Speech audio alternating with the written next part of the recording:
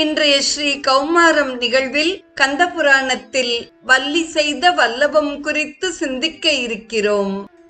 திருக்கயிலை மாளிகையில் வீற்றிருந்த சிவபெருமான் அமரர்களின் இடர்களையும் பொருட்டு நெற்றிக்கண்ணிலிருந்து உதித்த உன்னுடைய குமாரனை இங்கு அழைத்து வரச் சரவண பொய்கைக்கு புறப்படுவோம் என்று கூறினான்.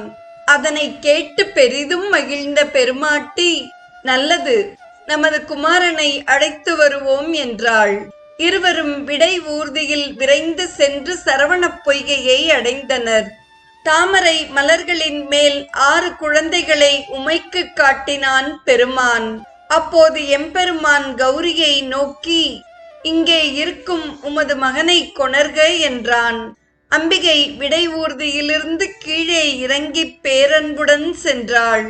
இக்காட்சியை அந்த வேளையில் கௌரியை நோக்கி, எம் ஐயன் இந்த நின் மகன் தன்னை கொடுவருக என இயம்ப, சுந்தரம் கெழுவிடையினும் துண்ணென இழிந்து சிந்தை கொண்ட பேராதரம் தன்னோடும் சென்றாள் என்று உமையம்மை சென்ற காட்சியை அழகுடன் வர்ணிக்கிறார் கச்சியப்பர்.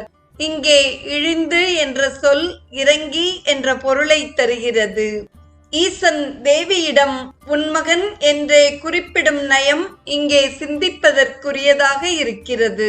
பெண்ணின் நல்லாளோடும் இருந்து நாம் மண்ணில் நல்ல வண்ணம் வாழ வழிகாட்டும் பெருமான் தாம்பத்திய அணுகுமுறையை எடுத்துக்காட்டி இருக்கிறான். சரவண பொய்கையில் 6 சேய்களாய் இருந்த குழந்தைகளை